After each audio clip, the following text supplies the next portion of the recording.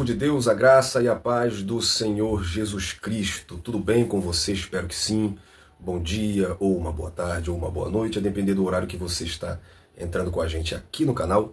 Esse canal que é um canal comprometido com a Palavra de Deus, o canal Colégio do Discípulo, é um canal onde todos nós somos alunos e alunos da Palavra de Deus. Para você que está entrando sempre, está sempre ajudando a gente, sempre deixando aquele like, sempre compartilhando, muito obrigado. Para você que está sempre comentando, muito obrigado, seja bem-vindo mais uma vez, tá bom? E não deixe de fazer isso, compartilha, comenta, tá bom? Deixa o seu like para ajudar a gente, tá bom? E para você que está entrando a primeira vez, seja muito bem-vindo também a esse canal. O canal Colégio do Discípulo é um canal voltado para o nosso crescimento espiritual, e esse canal também pode ser seu, basta você se inscrever, deixar o seu like e ativar o sininho das notificações. Quando você faz esse processo, você ajuda bastante o canal, tá bom? Porque o YouTube ele vai abrir pra gente uma janela maior aí de visualizações.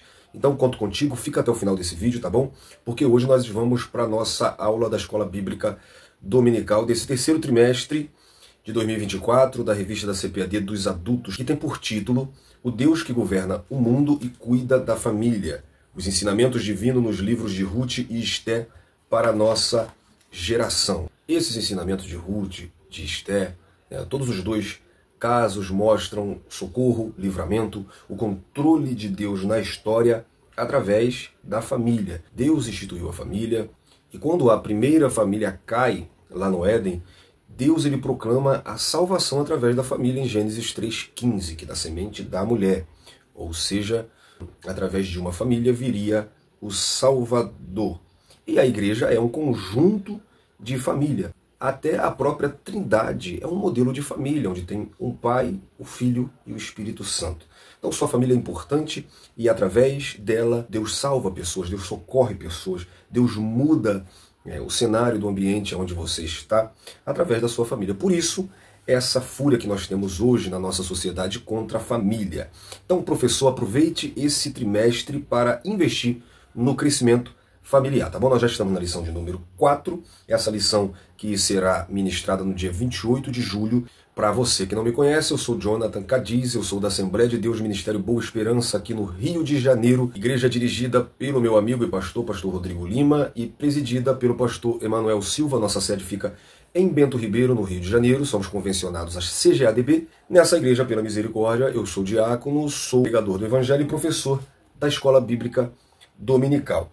A lição de número 4 tem por título O Encontro de Ruth com Boaz. Vai na descrição porque, como sempre, tem link com dinâmica, subsídio, tem link das redes sociais, tem link do grupo no WhatsApp para você entrar e ter bastante dinâmica, subsídio, muito reforço para a sua aula, tá bom? E agora também temos uma novidade. Depois de cada vídeo temos o questionário de cada aula. Então, depois desse vídeo ser colocado, vai ser colocado o questionário da lição de número 4. E depois disso também temos, depois de cada lição, o vídeo da conversa sobre a EBD, onde a gente traz assuntos relacionados àquela lição. E junto, claro, sempre vamos sendo edificados pela Palavra de Deus.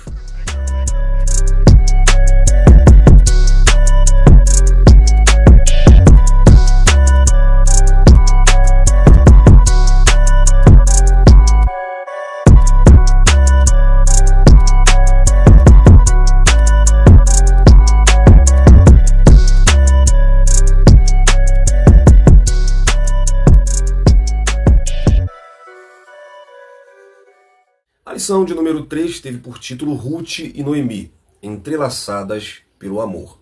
Então foi um panorama do capítulo 1 do livro de Ruth, mostrando Elimeleque, Malom, Quilion, a sua ida para Moabe, a morte, e como Noemi agora tem uma tragédia em família, com suas duas noras, Orfa e Ruth. Orfa decide voltar, Ruth fica com Noemi, passa a seguir ela, já era convertida ao Deus dela, na verdade, né? E nós vemos essa relação de carinho entre Ruth e Noemi. A lição de hoje mostra o encontro de Boaz com Ruth e como esse encontro revela a preciosa soberania de Deus conduzindo a história de uma mulher. Muitas vezes não compreendemos os caminhos que encontramos na vida. Entretanto, sabemos que tudo contribui para o bem dos que amam a Deus, conforme Romanos capítulo 8. A vontade de Deus é boa, perfeita e agradável, conforme Romanos capítulo 12. Então a presente lição tem como tema o encontro de Boaz com Ruth, como Boaz aparece no capítulo 2 do livro como um homem próspero e respeitado por todos.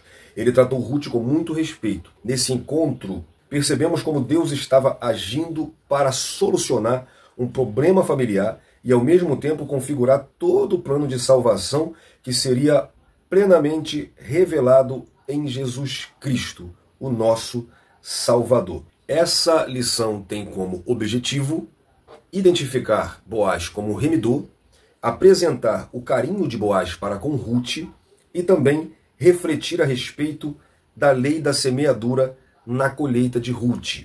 Para isso temos como textuário o livro de Ruth, capítulo 2, versículo 12. O Senhor galardoe o teu feito e seja cumprido o teu galardão do Senhor, Deus de Israel, sob cujas asas te vieste abrigar. A verdade prática diz que o verdadeiro e puro modelo de bondade é servir uns aos outros de coração, confiando na fidelidade e na justiça de Deus. 1 de Pedro 4,10, servir uns aos outros, cada um segundo o dom que recebeu. Em Mateus 20, 28, o próprio Cristo disse que ele veio para servir. Então vamos ver a nossa leitura bíblica em classe, que está no livro de Ruth, obviamente, capítulo 2, versículo 1 ao 4, versículo 11 ao 12 e o versículo 14.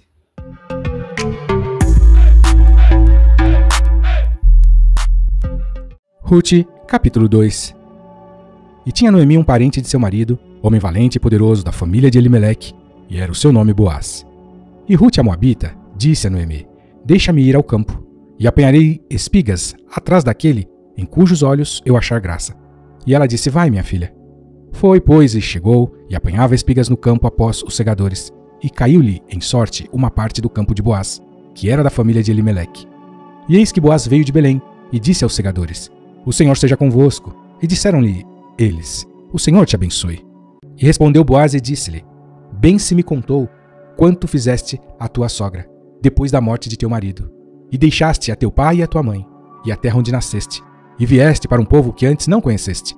O Senhor retribua o teu feito, e te seja concedido pleno galardão da parte do Senhor Deus de Israel, sob cujas asas te vieste abrigar. E sendo já hora de comer, disse-lhe Boaz: achega-te aqui, e come do pão, e molha o teu bocado no vinagre. E ela se assentou ao lado dos segadores, e ele lhe deu do trigo tostado, e comeu e se fartou, e ainda lhe sobejou. O segundo capítulo do livro de Ruth registra o encontro providencial de Ruth com o futuro marido e remidor Boaz, e significa nele a força. O compromisso dela com Noemi é visto em seu desejo de respigar entre as gavelas para a sogra. Respigar significa apanhar os restos deixados pelos ceifeiros, na hora da colheita. A orientação soberana de Deus ao conduzir Ruth até o campo de Boaz é vista na seguinte declaração, no versículo 3. E caiu-lhe em sorte uma parte no campo de Boaz. Quando tomou o conhecimento de que Ruth era a moabita que se apegara a Noemi, Boaz fez tudo o que estava ao seu alcance para ajudá-la. Por exemplo, ele instruiu Ruth a permanecer em sua propriedade durante a colheita e até mesmo a abençoou com privilégios especiais. Ao proteger Ruth e cuidar dela, Boaz já sentia a responsabilidade especial que tinha para com sua parente Noemi. Quando Ruth contou a Noemi sobre os acontecimentos do dia, esta reconheceu Boaz como remidor e mandou a nora continuar respigando no campo durante todo o restante da temporada da cevada. Em suma, os acontecimentos do capítulo 2 foram registrados com o objetivo de explicar como Deus usou o comportamento de Ruth com o povo e a fé de Israel para conduzi-la soberanamente a um parente remidor ancestral de Davi. Então é muito bom, professor, que você se atenha ao capítulo 2 de Ruth, tá? Onde está localizada toda essa lição. A lição da semana trata do encontro de Ruth com Boaz, que está no capítulo 2. Tá? Capítulo 3, capítulo 4 vai ser falado na próxima lição. Então fique no capítulo 2. Leia o capítulo 2, estude o capítulo 2 mais de uma vez, se for necessário. Busque fontes, tá bom? Tem uma fonte muito boa. É o livro História dos Hebreus, de Flávio Josefo. Tem um livro a essência do Antigo Testamento, que eu estou usando também nessa aula, o manual de guias e costumes do Antigo Testamento, e bíblias de estudo, versões diferentes, mas é bom que você entenda que você precisa se ater ao capítulo 2 do livro de Ruth. O tópico primeiro tem como título Boaz, o remidor. Subtópico 1, um homem próspero. Subtópico 2, Goel e Levir. Subtópico 3, temor e respeito. Então o primeiro subtópico mostra que Boaz era um homem próspero. O capítulo 2 de Ruth nos apresenta Boaz como um homem valente e poderoso da geração de Elimeleque, versículo 1. Os termos valente e poderoso, o próprio nome de Boaz significa nele a força, né? Refere-se ao caráter íntegro e à influência de Boaz, além de seu poder econômico, grande produtor rural. Boaz tinha plantações de cevada e trigo e muitos trabalhadores a seu serviço. Versículos 5, 6 e o 23 mostra isso. Reunia qualificações e condições para cumprir o papel de remidor. É um dos principais personagens do livro de Ruth, junto com Ruth e Noemi. E ele vai aparecer no capítulo 2. E entre suas características, né, pelo nome, nele a força pode significar, né, do seu porte físico, ou pode significar a força que ele tinha por ser um homem que exercia a autoridade, né, valente e poderoso. Né, a própria revista já está explicando que se refere ao caráter íntegro, né, e também a influência que ele tinha, como também o seu poder econômico. Ele era um fazendeiro, era um empreendedor, um empresário, né, que tinha terras ao seu poder. Então tinha campos, tinha plantações de cevada, de trigo. Né? Lembrando que nesse período aqui, né, de Juízes, o próprio livro de Ruth nos dá esse panorama. Elimeleque sai por causa da fome. Eles morrem quando Noemi ela escuta que Deus voltou a abençoar Belém. Então Belém está em pleno período, né, de recuperação econômica, né, de crescimento. E Boaz ele era um empreendedor nessa época, era um fazendeiro que tinha também trabalhadores ao seu serviço. E esse homem chamado Boaz, ele era um parente distante de Noemi. A Bíblia de Estudo, Aplicação Pessoal, falando de Boaz, faz a seguinte citação: os heróis são mais fáceis de se admirar do que de definir. Eles raramente percebem seus instantes de heroísmo. E outras pessoas não podem reconhecer seus atos como heróicos. Eles simplesmente fazem a coisa certa no momento certo, quer percebam ou não o impacto causado por sua ação. Talvez a qualidade que compartilham seja uma tendência a pensar nas outras pessoas antes de si mesmo. Boaz era um herói. Ao lidar com as pessoas, era sempre sensível às suas necessidades. Suas palavras para com seus empregados, parentes e outros eram generosas. Ele oferecia ajuda abertamente, não de má vontade. Quando descobriu quem era Ruth, tomou várias atitudes para ajudá-la, porque fora útil à sua sogra Noemi. Quando Noemi aconselhou Ruth a pedir sua proteção, ele estava pronto a casar-se com ela, caso as implicações legais pudessem ser solucionadas. Abre esse parente para dizer que, além de ser um homem íntegro perante os homens, perante a Deus, Boaz também tinha uma integridade perante a lei. Ele vai procurar todos os parâmetros legais para assumir Ruth. Mas vamos ver isso mais para frente. O subtópico 2 tem como título Goel e Levi. A expressão da geração de Elimeleque não nos permite saber o grau de parentesco entre Boaz e o marido de Noemi. Segundo uma tradição rabínica, era sobrinho. Como parente próximo poderia ser o Goel, ou Gohel, né, em hebraico, ou seja, o resgatador da terra que o falecido havia vendido. Capítulo 4, no versículo 3, né, mostra a conversa de Boaz com o parente próximo de Noemi, e aí ele declara, né, a venda de uma terra de Elimeleque, que foi vendida por Noemi. como também poderia cumprir o costume do Antigo Testamento. Você lembra que lá em Gênesis 38, versículo 6 ao 11, você lembra que da família de Judá, né, seu primogênito ele casa com uma mulher chamada Tamar. Com a morte de o próprio Judá, né, o pai, o cabeça do clã, ele toma Onã, que era irmão, e casa Onã com Tamar, né? E aí Onã, ele derramava o sêmen no chão para não dar semente ao seu irmão. Então Onã também vai morrer. E aí Judá tem um outro filho, que ainda é bem moço, né, que é o Selá, e ele faz um acordo com Tamar: fica na casa dos teus pais até que Selá seja grande, para que ele possa, então, casar com você. Então eram duas prescrições distintas contidas na lei de Moisés. A do resgatador previa que quando um israelita ficasse pobre e precisasse vender suas terras, seu parente mais próximo tinha o dever de comprá-las de volta e restituir-lhe. E se o hebreu fosse comprado como escravo por um estrangeiro, um parente tinha o dever de resgatá-lo. Isso está em Levítico 25, do 25 ao 48, e também do versículo 47 ao 59. Esse é o Goel, o resgatador, o remidor. Tá? Já a lei do levirato previa que aqui tem, eu abro um parêntese, tá? Porque tem um equívoco aqui gráfico, tá? Aqui está escrito, previa que o irmão do cunhado, ou seja, levir, tá? Não é o irmão do cunhado, é o cunhado. Irmão do cunhado é o que morreu. Se casasse com a viúva e suscitasse descendência ao falecido. Deuteronômio 25. Jesus reafirma isso em Mateus 22. Né?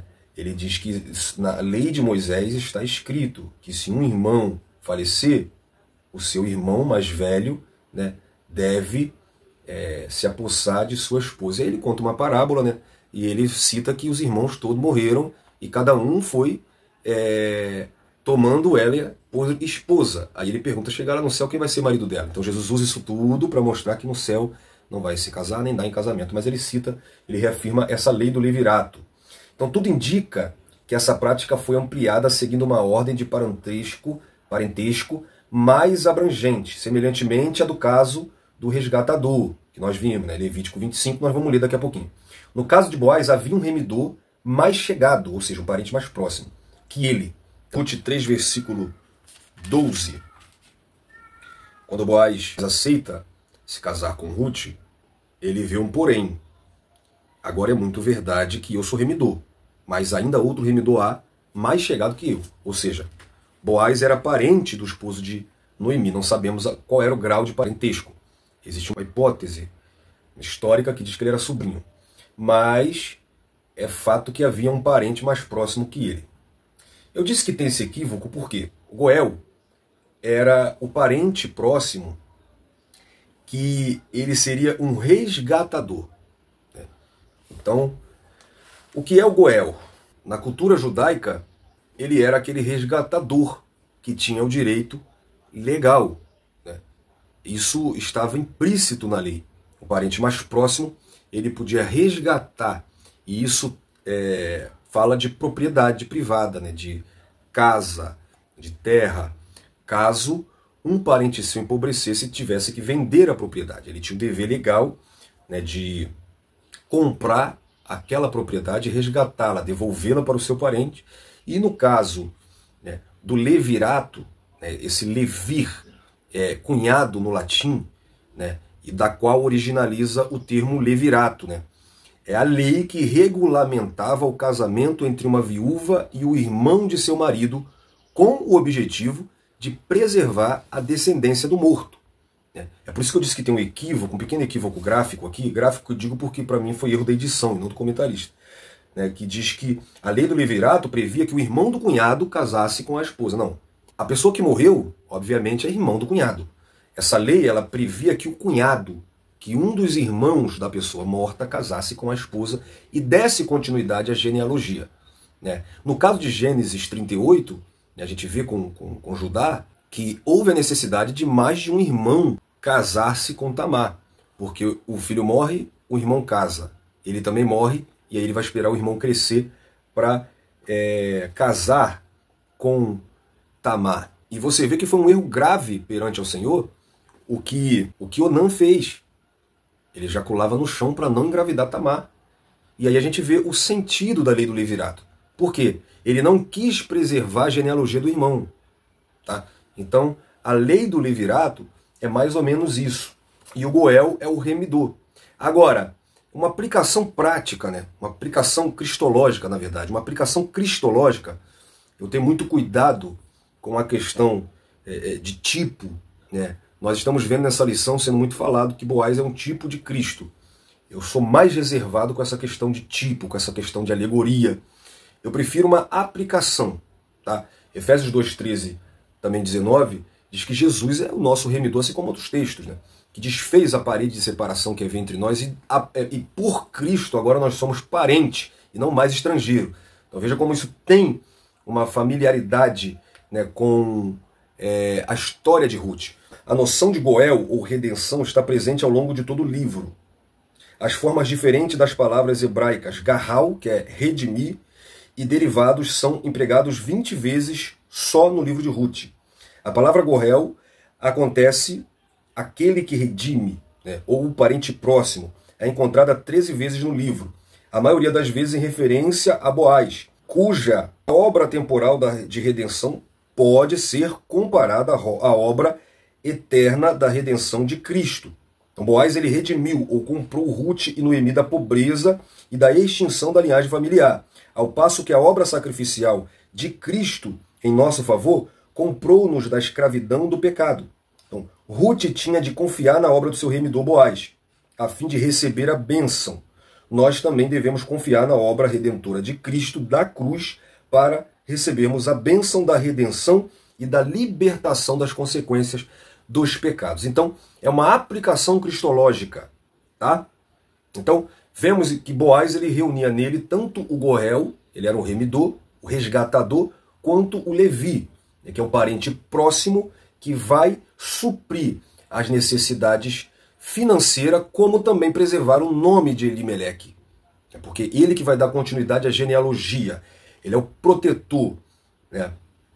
Então, perceba que tudo isso tem como finalidade cuidar da família, não deixar as viúvas desamparadas, preservar a família, e isso estava na lei, que é a lei do levirato. A própria Noemi, ela cita, né, a lei, e como essa lei favorecia ela. Lá em Ruth capítulo 1, versículo 11, ela diz assim, para as duas noras: porém Noemi disse, tornai filhas, porque ireis comigo? Tenho eu ainda no meu ventre mais filhos, para que vos fossem por maridos? Ela está citando a lei do levirato, ou seja, não tem mais filhos para casar com vocês. Tá? Essa lei está em Levítico 25, versículo 25. Quando teu irmão empobrecer e vender alguma porção da sua possessão, então virá o seu resgatador, o seu parente, e resgatará o que vendeu o seu irmão. Então Goel, ele era um remidor de uma propriedade, ou se essa pessoa fosse vendida como escravo. Agora, a lei do levirato, a gente vai ver em Deuteronômio 25, que é a lei que preservava a família. 25, versículo 5. Quando alguns irmãos morarem juntos e algum deles morrer e não tiver filho, então a mulher do defunto não se casará com um homem estranho de fora. Seu cunhado, tá? Não é o irmão do cunhado, seu cunhado entrará a ela e a tomará por mulher e fará a obrigação de cunhado para com ela. E será que o primogênito que ela der à luz estará em nome de seu irmão defunto, para que o seu nome não se apague em Israel. Então aqui está a lei do levirato, e o propósito dessa lei era preservar a família e o nome daquele que faleceu. Então, através da lei do levirato, a gente vê como que Deus ele sempre teve uma preocupação em preservar, né, a integridade, porque também preservava o nome da pessoa, a genealogia, preservar a família, preservar o judeu que empobrecia. Então nós vemos isso como cuidado de Deus. Subtópico 3, temor e respeito. A saudação de Boaz a seus empregados demonstrava que ele temia a Deus. A invocação a Jeová, o Senhor seja convosco, dirigida a todos os segadores, indica também seu respeito aos que com ele trabalhavam. Os empregados lhe retribuíam com uma saudação também amistosa e piedosa. O Senhor te abençoe. Capítulo 2, versículo 4. Patrões e empregados devem se tratar com mútua consideração, reconhecendo a posição e o papel próprios de cada um na relação de trabalho. Paulo fala de relação de senhor com servo em Efésios 6, em Colossenses 3, 22, Colossenses 4, 1. Paulo fala para os senhores tratar bem seus servos e depois ele também fala, por isso que a Bíblia é sensacional. A Bíblia não fala só com o empregado, também fala com o patrão. Então Paulo não fala para os senhores tratar bem seus servos, mas também para os servos tratar bem o Senhor. Então se a gente pôr a Bíblia em prática no nosso dia a dia, o nosso trabalho vai bem, todo o ambiente que nos rodeia, ele vai bem. Aqui nós vemos um bom líder, que é Boaz, e bons liderados, que são os seus funcionários. Então a gente vê que Boaz, ele temia a Deus e ele respeitava as pessoas. Tá? Então é um temor a Deus e respeito com as pessoas. E lembrando que temer a Deus não é ter medo de Deus, é respeitar a Deus. Então é um respeito a Deus e respeito ao próximo. Então, professor, olha que interessante. Os assuntos que você pode abordar, tá? O respeito em ambiente de trabalho. Olha a Ruth, o respeito de Ruth. Capítulo 2, versículo 2. E Ruth, a Moabita, disse a Noemi: deixa-me ir ao campo e apanharei espigas atrás daquele cujos olhos achar graça. Ruth, ela estava colhendo espiga com a permissão da sogra e ela vai ganhar também a permissão do dono da propriedade. Então veja como ela respeita a liderança. E Flávio José, ele diz que Boaz, ele louvou muito o afeto que Ruth nutria pela sogra e pela memória do marido. E por isso desejou-lhe toda sorte de felicidade e deu ordem aos administradores para deixar ela em paz para colher, né, as espigas. Então esse respeito dela que ela tinha pela sogra, né, trouxe um respeito de Boaz também para com ela. E olha como que Boaz, ele tem um respeito com os funcionários. Capítulo 2, versículo 4. E eis que Boaz veio de Belém, disse aos segadores: o Senhor seja convosco. Ele não trata, porque tem patrão que é crente, né, que ele vai tratar, vai chegar no ambiente de trabalho e aqui eu não sou o pastor falando de tal, aqui eu não sou o diácono falando de tal. É claro que você ali não vai andar com a Bíblia aberta falando de Jesus, mas quem disse que ali você também não é servo de Deus? Tem patrão que só trata o funcionário crente bem. Isso não pode acontecer. Tá? Tem funcionário, querido, e pelo amor de Deus, é triste dizer isso, mas às vezes é complicado você trabalhar com crente, porque tem cristão que, gente, é demais. Então, aqui a gente vê também o respeito dos funcionários para com o patrão, que é Boaz. Ainda no versículo 4, e disseram-lhe eles: o Senhor te abençoe. Olha que ambiente de trabalho agradável. Eles se cumprimentam, né? Eles desejam coisas boas uns para os outros, eles colocam Deus no ambiente de trabalho. É aquele patrão que antes de começar o trabalho chama os funcionários para fazer uma oração. Sabe, eu entendo quando o ambiente não é propício, eu entendo quando o patrão não é cristão. Eu mesmo trabalho num ambiente que eu não posso nem ficar falando, não posso. É uma restrição que tem no meu trabalho. Mas eu entendo que ali eu não estou trabalhando para uma empresa, eu estou sendo servo de Deus. Eu estou trabalhando para Deus. Porque Paulo, quando ele dá essa instrução, ele manda que os servos façam o melhor para Deus. Então nós estamos servindo a Deus também no nosso trabalho.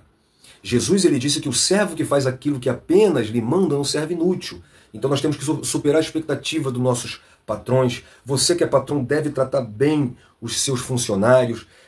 Então, perceba que Boaz, ele é valente, ele é poderoso, nele há força, como o seu nome sugere, mas isso não significa que ele é alguém prepotente, que ele é alguém ignorante, que ele é alguém agressivo. Ele ora, ele era respeitador, né? E assim ele também é respeitado.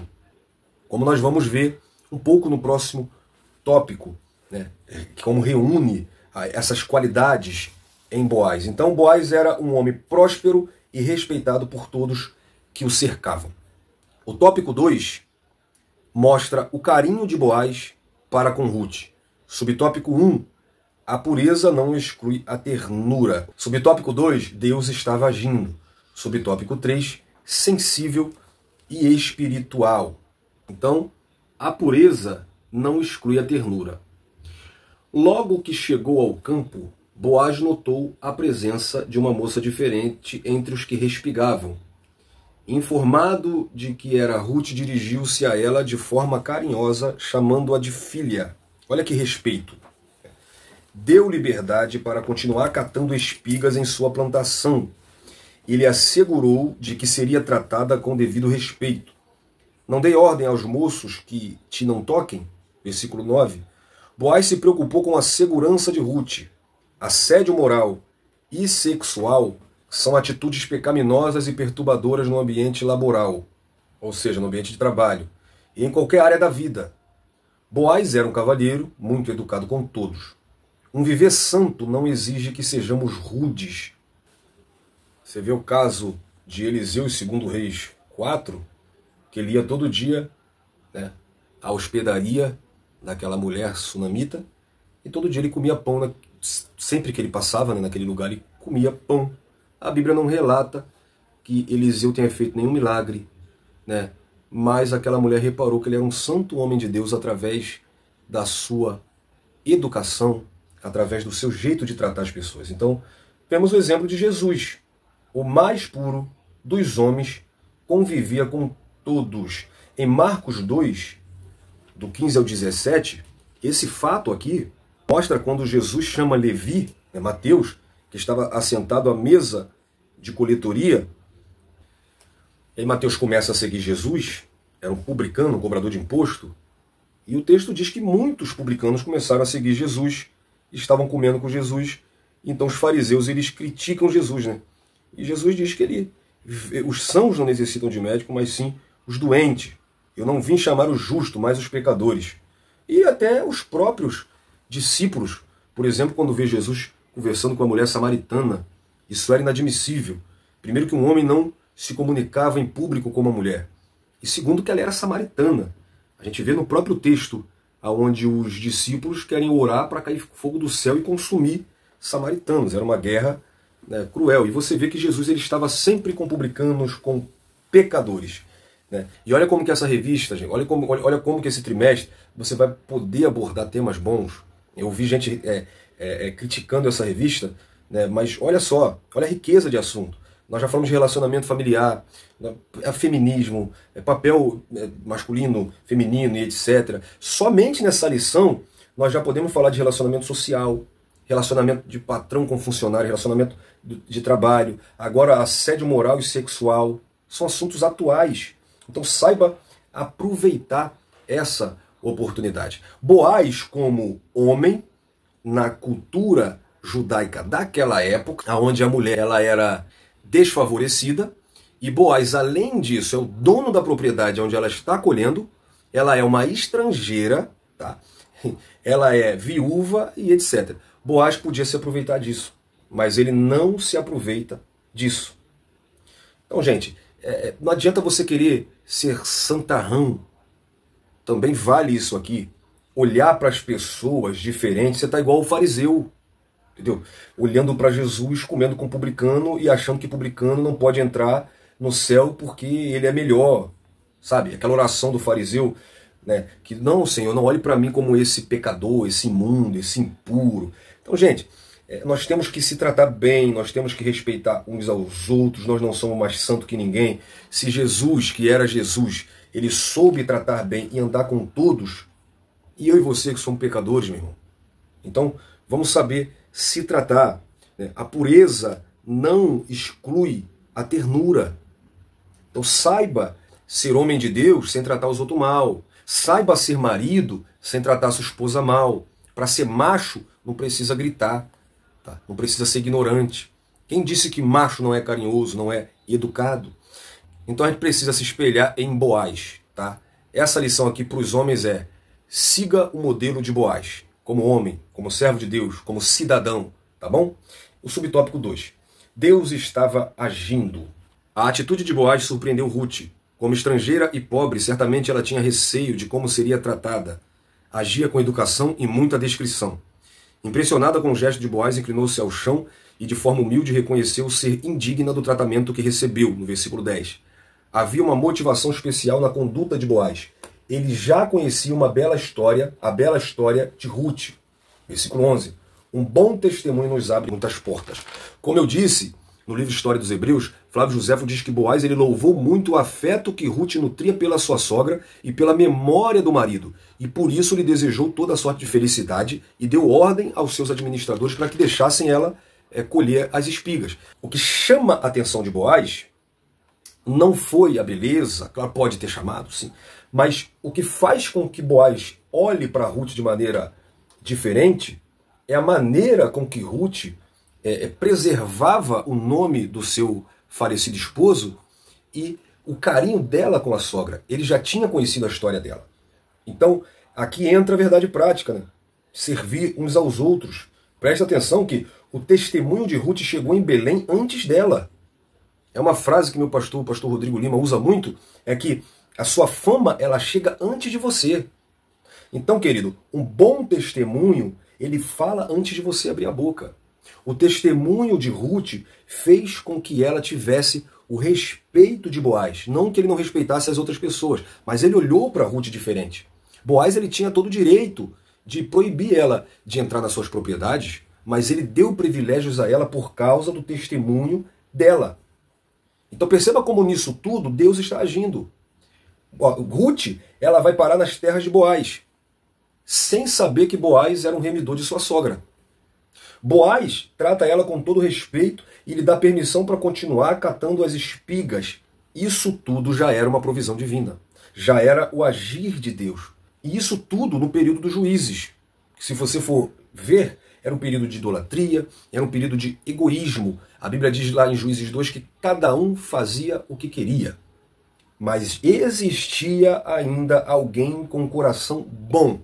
E é por meio desses que Deus agiu e age até hoje. No meio de uma sociedade corrompida, no meio de padrões e valores perdidos, ainda tem homens e mulheres de Deus dispostos a ajudar, a abençoar. E Deus age por meio desses. Deus age por meio de pessoas generosas. Deus age por meio de pessoas dispostas a servir aos outros. Tá? E isso porque ele era uma pessoa sensível e ele era uma pessoa espiritual. E esse é o subtópico 3. Boaz conciliava firmeza moral e sensibilidade, ternura e espiritualidade. Deus me faz parecido com Boaz. O versículo-chave do livro é uma declaração feita por ele a Ruth. O Senhor galardoe teu feito, e seja cumprido o teu galardão do Senhor, Deus de Israel, sob cujas asas te vieste abrigar. Então Boaz tinha uma profunda compreensão espiritual. Ele reconhecia que o Deus dos hebreus não estava limitado a fronteiras territoriais ou barreiras étnicas. E como servo de Yahvé, estava sendo usado para abençoar uma piedosa moabita. Suas palavras tocaram profundamente o coração de Ruth e lhe deram grande conforto, conforme no versículo 13. Então olha a declaração de Boaz. Além de saber que ela ajudava a sogra, ele também sabe que ela serve a Deus e que ela está ali temendo a Deus. Porque ele fala, o Deus de Israel sobre cujas asas te vieste abrigar. Ou seja, tu veio, Ruth, pedindo a providência de Deus. Mas Boaz está dizendo isso sem ter a noção que ele mesmo é essa providência. É ele que Deus está usando, por enquanto, para suprir o alimento. Mas depois, para dar continuidade à genealogia de Noemi. E também para trazer a descendência de Davi, que virá a ser a descendência do Messias. Então Boaz ele é um camarada que está acima do seu tempo. Ele estava acima da média. Sabe por quê? Em uma cultura religiosamente separada, um judeu ortodoxo não olharia bem para Ruth de jeito nenhum. Acredito eu até que é por isso que Boaz dá aquela ordem aos seus administradores. Porque com certeza muitos vão olhar para Ruth e vão dizer, é moabita, é estrangeira, é pobre, é sem família. Mas Boaz ele enxergou além da barreira étnica e religiosa. Boaz ele era um cara fora da caixa. Ele não tinha sua caixinha religiosa, ele era um cara que enxergava além disso. Ele conseguia entender além disso. E ele trata uma moabita como uma serva de Yahvé, uma serva de Deus. Então perceba que Boaz, está escrito aqui na revista, ele consegue conciliar firmeza moral, ele é o proprietário, o dono, o patrão, mas ele consegue conciliar isso com sensibilidade, Ou seja, ele era firme, mas ele era sensível. Então, ser firme, querido, não significa que você não possa ser uma pessoa sensível aos problemas dos outros, às causas dos outros. Ele também tinha ternura e espiritualidade. Ou seja, ele era meigo, ele era afetuoso, sem perder a espiritualidade. Ele era uma pessoa afetuosa e uma pessoa espiritual. Então, como eu disse, nele há força. Que o nome dele significa isso. A Bíblia diz que ele é valente, ele é poderoso, porém, ele é cavalheiro, ele é educado, ele é sensível, ele é respeitado. O Senhor faz de nós um pouquinho de Boaz. Tem muita esposa agora orando pelos esposos. E Deus usa essas qualidades de Boaz para se compadecer e ajudar uma estrangeira necessitada. Então Boaz tratou Ruth com ternura, respeito e sensibilidade, tá? Tanto humana quanto também espiritual. O tópico 3 fala da colheita de Ruth e a sua sobrevivência. Subtópico 1, a lei da semeadura. Subtópico 2, os acasos de Deus. E subtópico 3, o resultado da colheita. A lei da semeadura é a lei que sempre está em evidência, não importa a época do ano, não importa a classe social, não importa a cultura ou etnia. Essa lei é a lei para todos os homens, não importa se é cristão ou não. Uma cosmovisão secular produz a ilusão de que vivemos em um mundo dos homens, apartados de Deus e não afetados por ele. Isso é fruto de uma incredulidade crescente.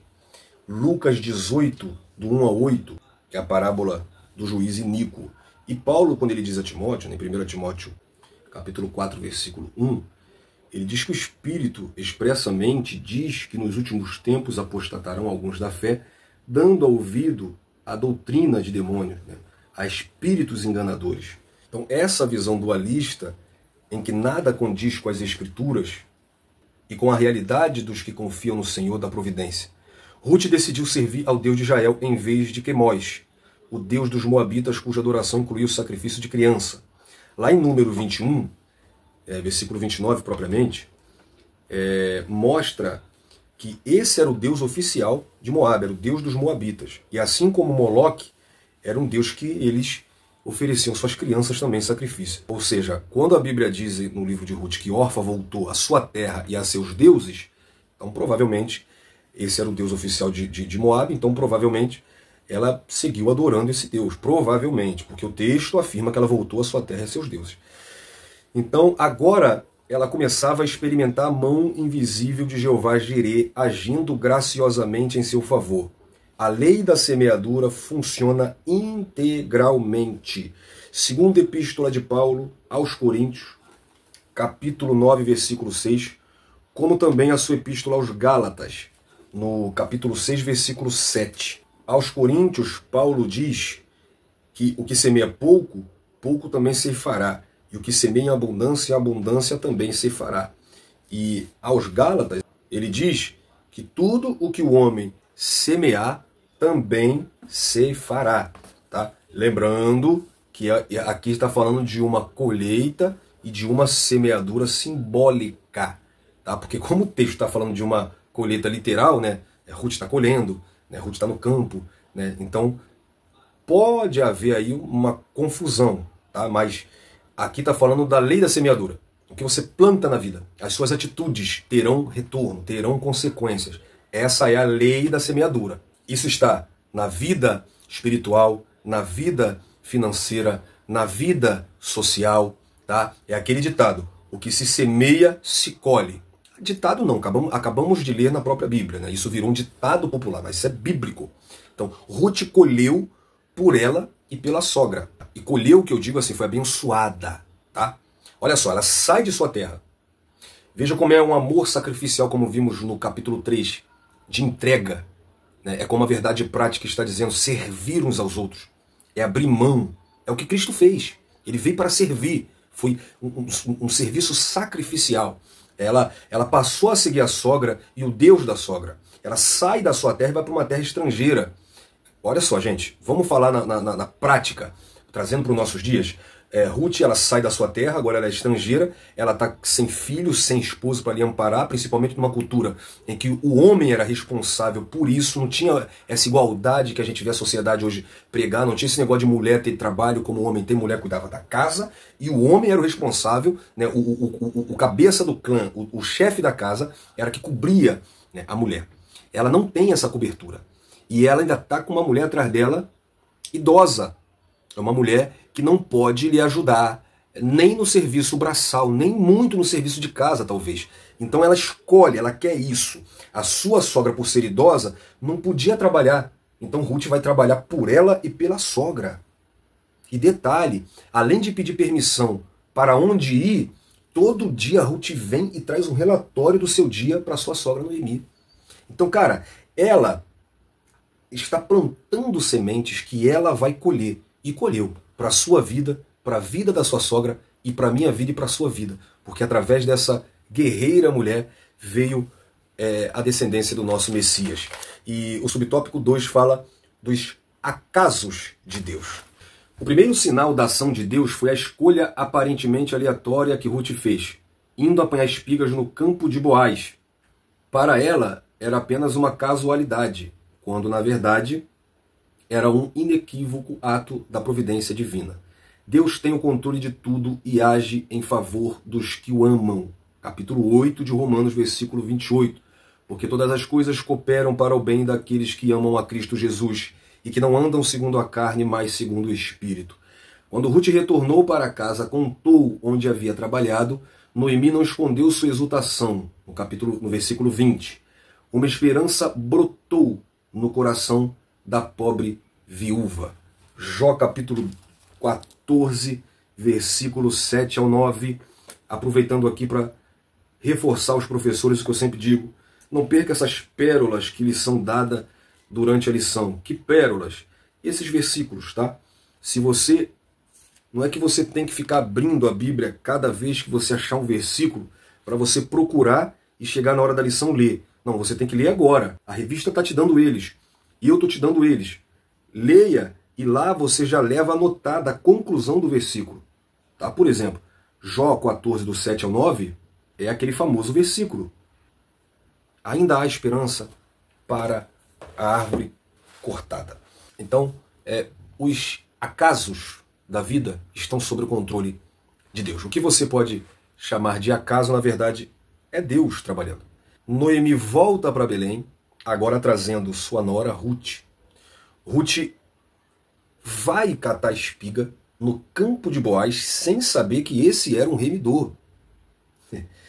De Boaz vai vir Obed, de Obed virá Jessé, de Jessé virá Davi, de Davi virá Jesus. Perceba como Deus cuida de todos os detalhes.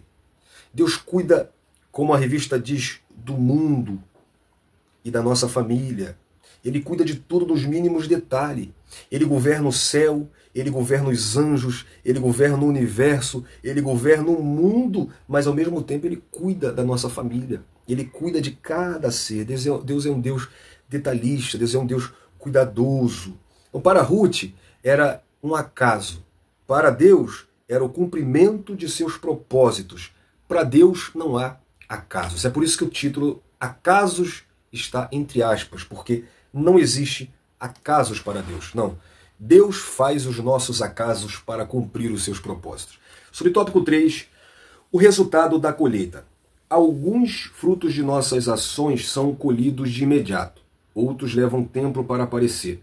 Pela forma graciosa como era tratada, Ruth colhia cereais em abundância diariamente nos campos de Boaz, do versículo 17 ao 21. A colheita garantia sua sobrevivência e de sua sogra. O trabalho árduo durou toda a estação. Entre março e abril colheu cevada, e de abril a junho trigo.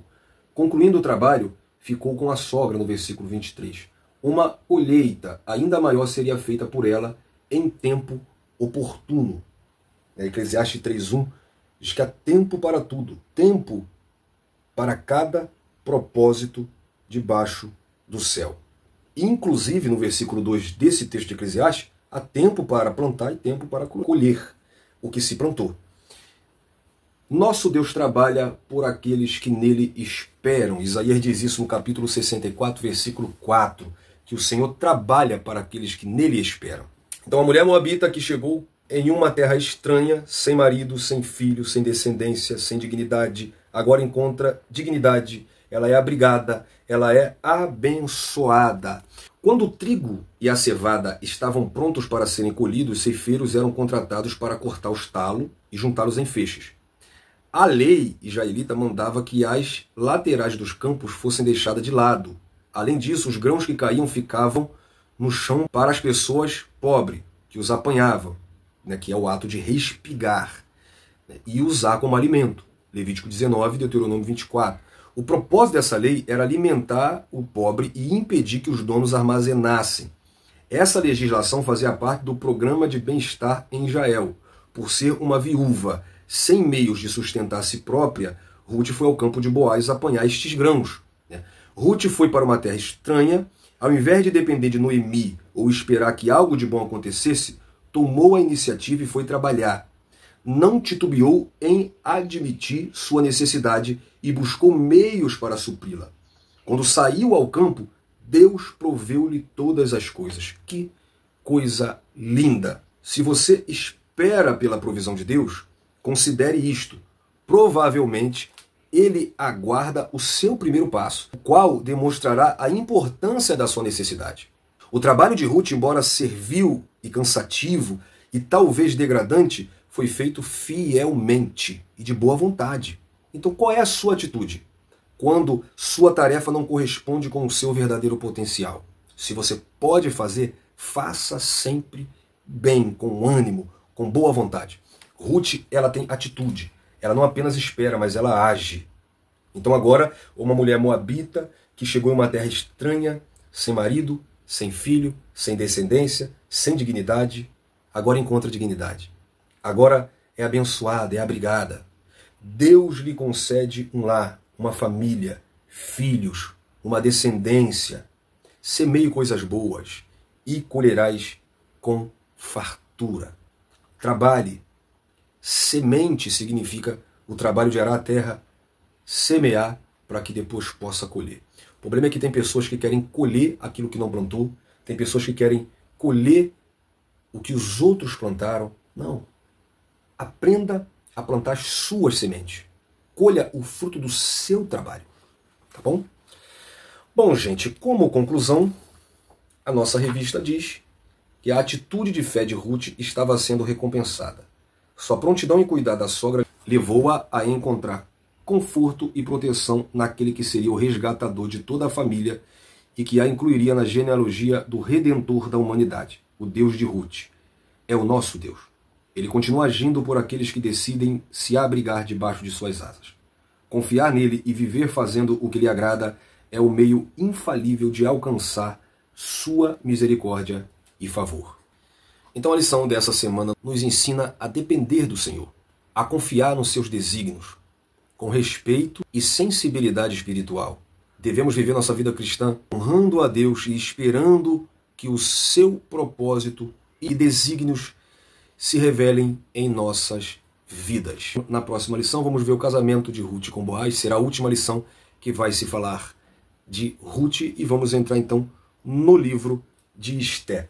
E eu, em Cristo, espero ter ajudado, contribuído para a sua lição.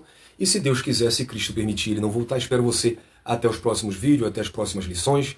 Depois desse vídeo tem um questionário, depois tem a nossa conversa sobre EBD e os outros vídeos aleatórios que a gente sempre coloca aqui no canal. Um abraço, Deus abençoe você, sua família, sua casa. Até os próximos vídeos.